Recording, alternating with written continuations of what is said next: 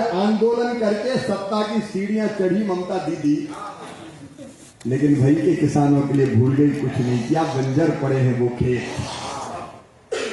जो वापस लिए थे।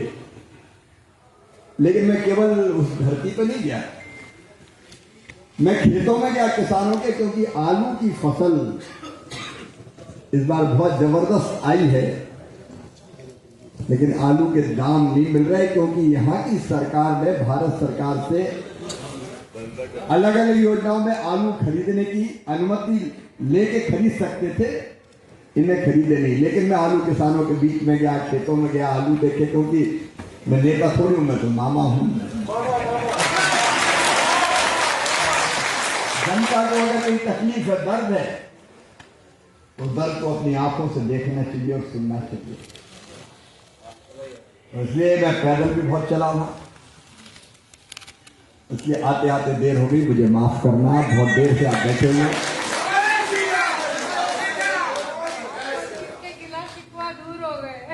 लेकिन रास्ते में मुझे लगा कि मैंने भोजन नहीं किया, केला खा लिया तो गला बैठ रहा था, तो मुझे लगा कि 3-4 घूंट चाय की अगर मिल जाए तो गला ठीक हो जाएगा। इसलिए मैंने कहा चाय तैयार रखना, लेकिन देर हो रही थी तो मैंने कहा देर हो रही है इसलिए बिना चाय के ही जाऊंगा, लेकिन आपकी चाह ऐसी कि मुझे चाय पिलाती है। मंच पर विराजमान हमारे राष्ट्रीय महामंत्री ओबीसी मोर्चा के आदरणीय संगम लाल गुप्ता जी, पूर्व सांसद, जो सबको मिला दे, सबका संगम कर दे, वो संगम लाल,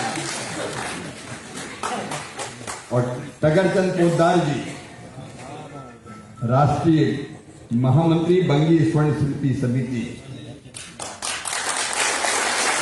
ताली बजाए तो जोर से बजाए।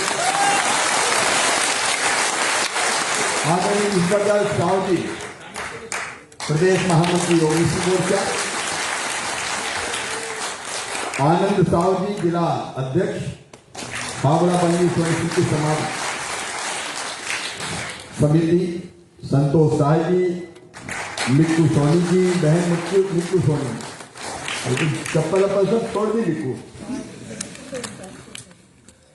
आदरणीय सपन दम जी, अभिजीत पाल जी, गोपाल दास जी, संजीव सोनी जी, ज्योति सोनी जी, बहन ज्योति, बहन रीता सोनी, नीरज सोनी, प्रकाश जायसवाल जी, मीनाजी सायंती जी, नीचे बैठे हुए भी हमारे सभी वरिष्ठ साथीगण, मेरी बहनों, मेरे भाइयों, भांजे भांजियों, सिर झुका के आपको प्रणाम करता हूं, आप सबको नमस्कार करता हूं।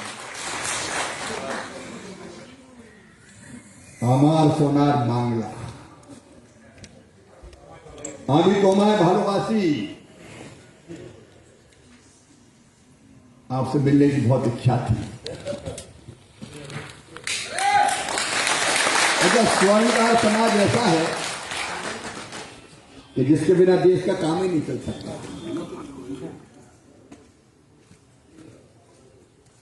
और मेरे गांव में भी बचपन से, एक तो मेरे जिले के ही हमारे साथी आया था संजीव, मेरे गांव में भी स्वर्णकार समाज के परिवार हैं। उनमें से हैं एक श्री बाबूलाल सोनी जी, जिनकी उम्र है 104 साल अभी भी, और हमेशा वो आशीर्वाद देते मुझे। मैं सच में कहूं तो स्वर्णकार समाज मेरे बचपन का झूला, जवानी की फुलवारी और बुढ़ापे की काशी है।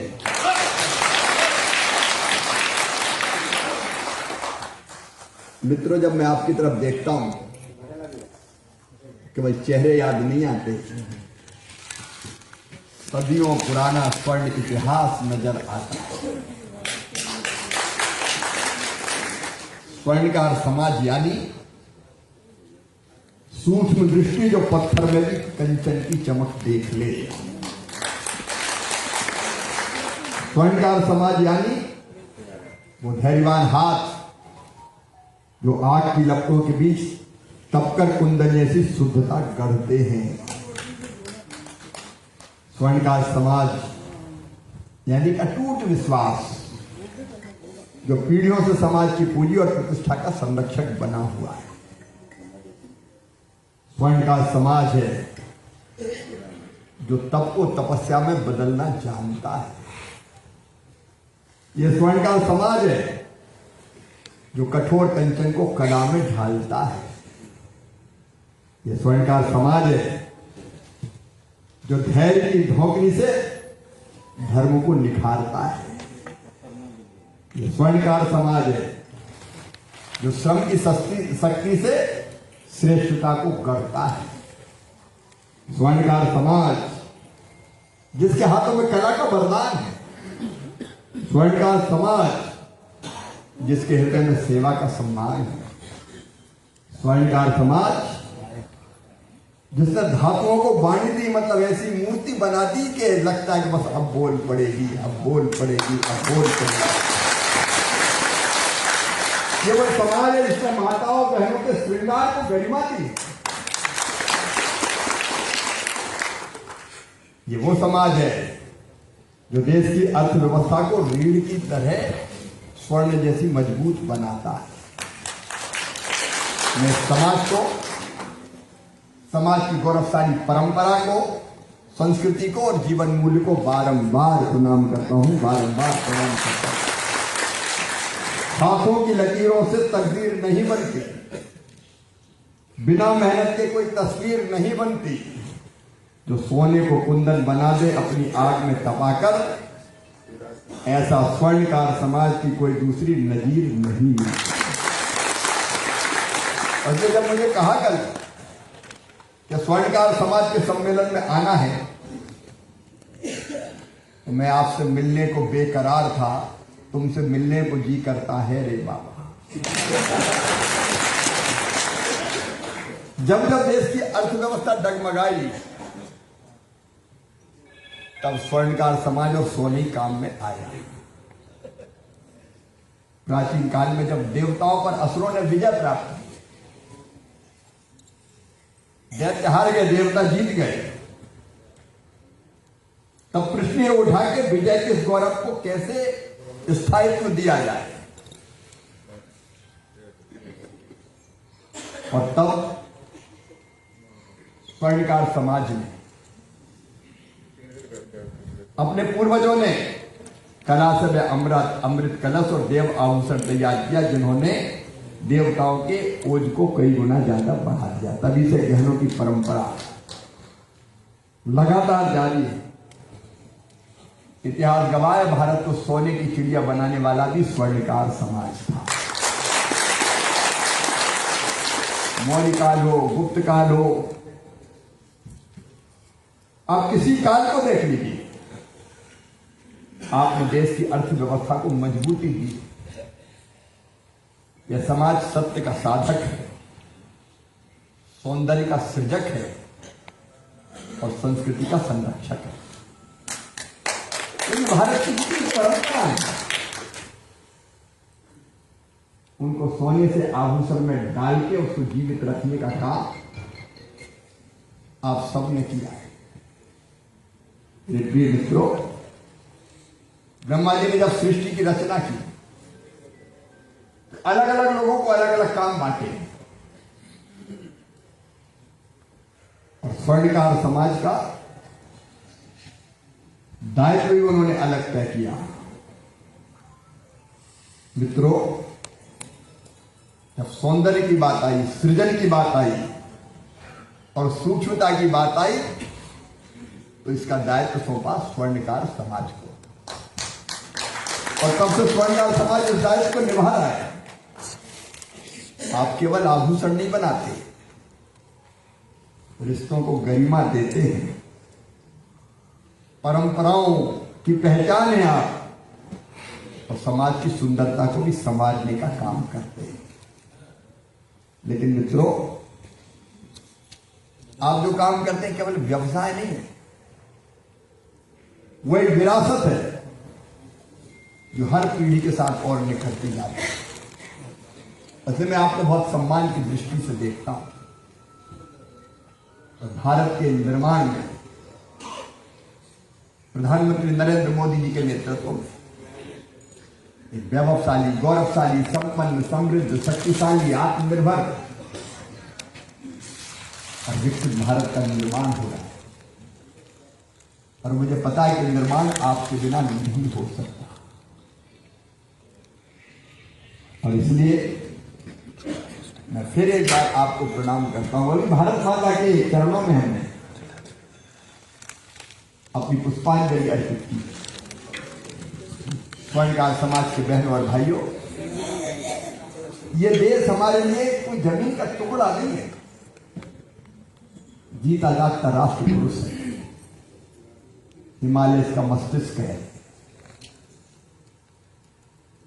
पंजाब और बंगाल इसकी दो विशाल बाहुएं हैं, दिल्ली दिल है, विंध्याचल कटी है, नर्मदा कर्दनी है, पूर्वी घाट और पश्चिमी घाट इसकी दो विशाल गंगाएं हैं, कन्याकुमारी इसके पंजे है, सागर इसके चरण पखारता है, सूरज और चंद्रमा इसकी आरती उतारते हैं।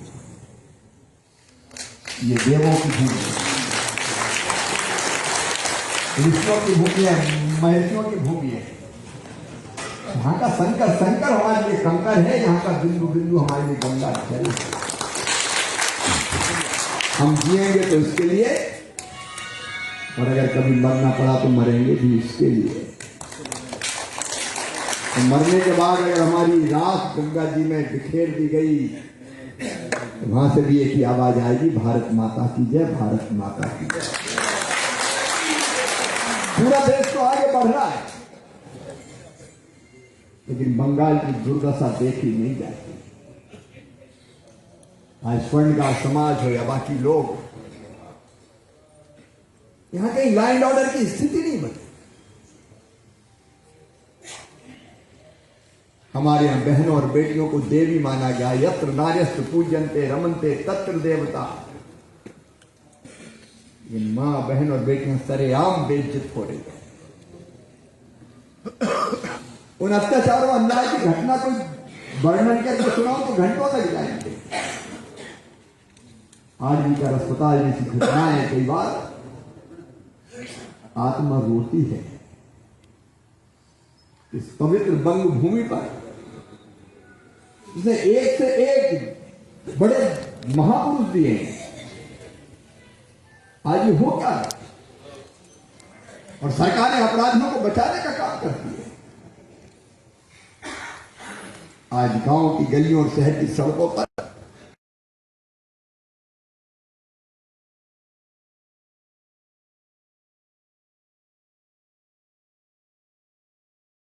मनी चलती, कट मनी, तोलाबाजी टैक्स मैंने नहीं सुना, तोलाबाजी बिना लिए दिए ना तो उद्योग चलते, ना व्यापार उद्योग तो बचने नहीं दिए। हर जगह सिंडिकेट हावी है। बोलो जी तुम क्या क्या खरीदोगे, यहां हर चीज बिकती है, बिना लिए दिए कुछ होती नहीं। बंगाल बदहाल, लॉ एंड ऑर्डर हो, अर्थव्यवस्था को चौपट कर दिया। अभी मैं आपसे आलू की बात कर रहा था। भारत सरकार की योजना में कृषि मंत्री हूं, ग्रामीण विकास मंत्री भी हूं। भारत सरकार की योजना है कि जब फसलों के रेट गिर जाए और किसान के पसीने की कीमत ना निकले तो राज्य सरकार पीएसएस के तहत एमआईएस के तहत उसको खरीदने की अनुमति केंद्र सरकार से मांगेगी। मान लीजिए आलू बहुत सस्ता बिक रहा है तो आलू का जो मॉडल रेट होना चाहिए उस रेट पर हम खरीदने की अनुमति देते हैं, पैसा भी भारत सरकार देती है। लेकिन ऐसी कोई योजना का लाभ पंजाब हमारे यहाँ की जो मुख्यमंत्री है बंगाल की, वो कभी उठाती नहीं। आज मैंने पूछा कि क्या तकलीफ क्या है, कई राज्यों को हमने दिया।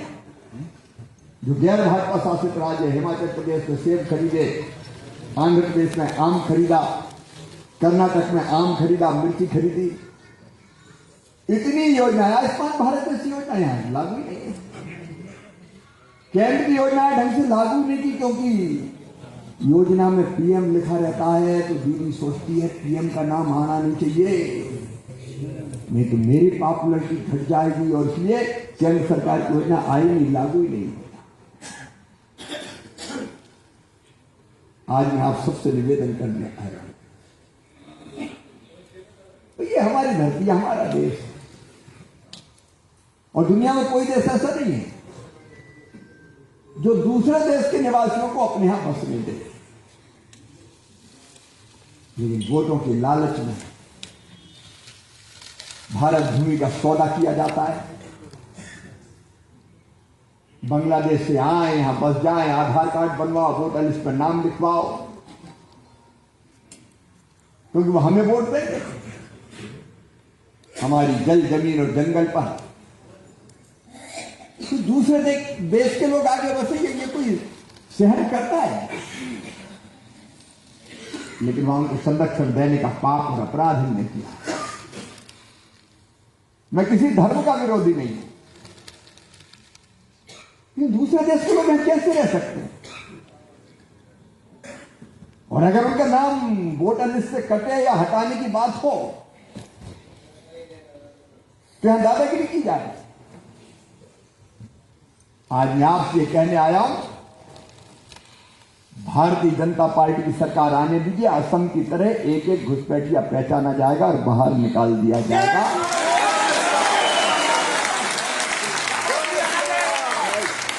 हमारी धरती हमारे लोगों के लिए, हमारे बच्चों के लिए। क्राइम खत्म किया जाएगा। क्राइम, कटमनी, तोलाबाजी, गुंडागर्दी, दादागिरी कोई स्वतंत्र रूप से काम ही नहीं कर सकता। और इसलिए मैं आज आपसे कहने आया हूं, स्वर्णकार समाज से, तो स्वर्णकार समाज तो देश को दिशा देने वाला है।